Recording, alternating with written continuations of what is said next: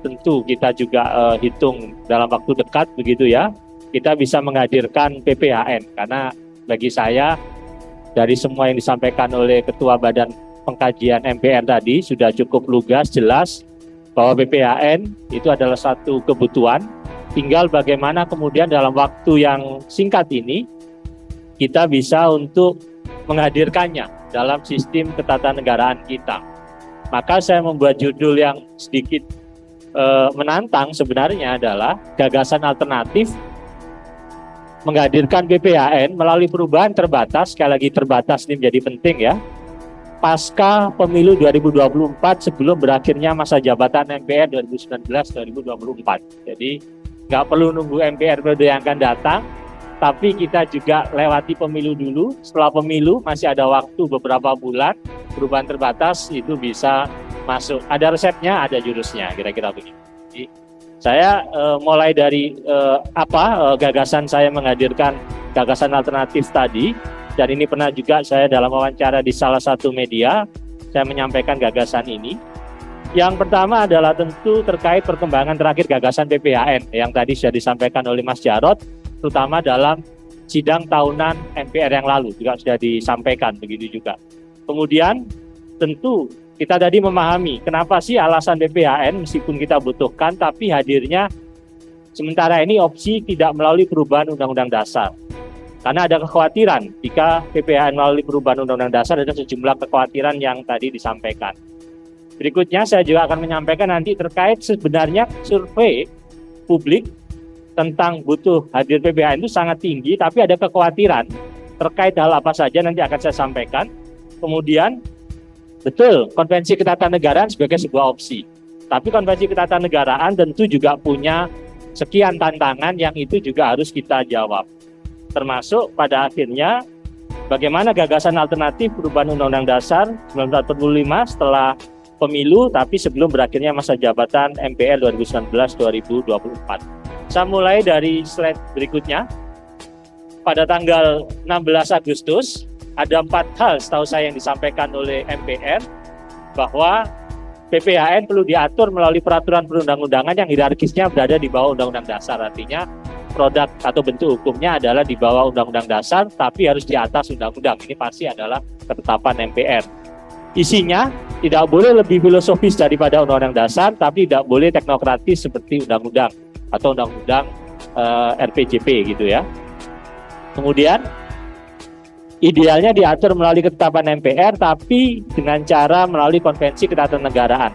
Dengan segala apresiasi, saya pikir itu adalah upaya yang luar biasa daripada Badan Pengkajian Mas Jarod berusaha dari sekian kemungkinan tadi mencari satu resultante dengan menghadirkan melalui konvensi ketatanegaraan.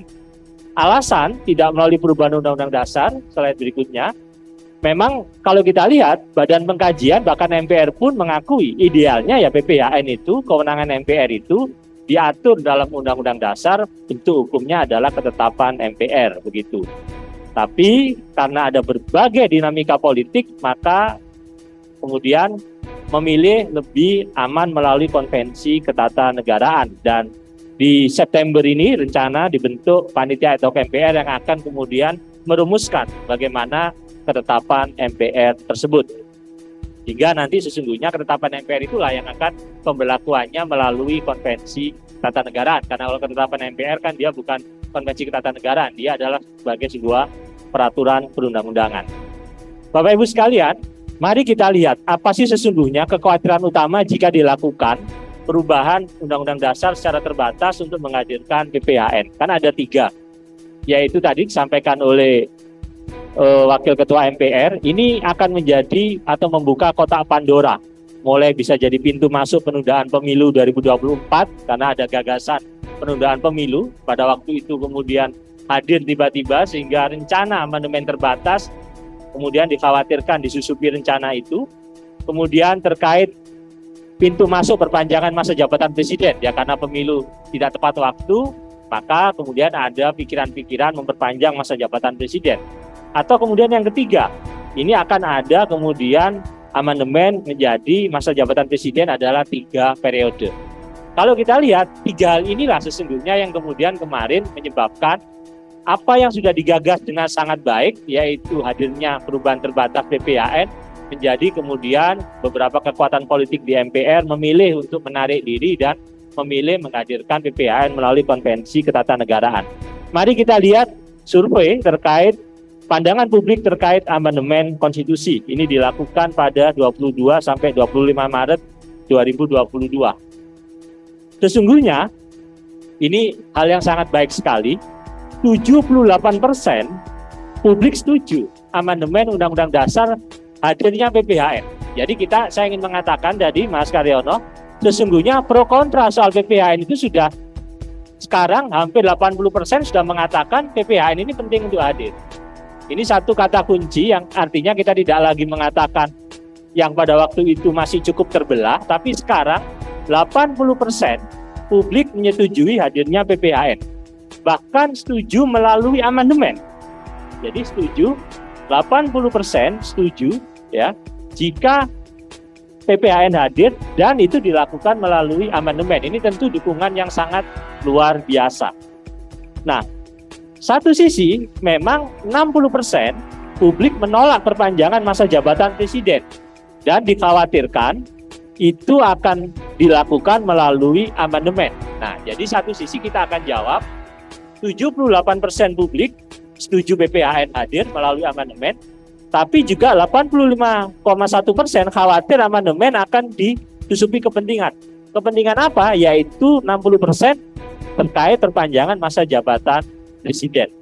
Maka saya ingin mengatakan amandemen terbatas tidak bisa kemudian kita katakan nanti kalau amandemen terbatas akan ada isu-isu lainnya di luar PPHN.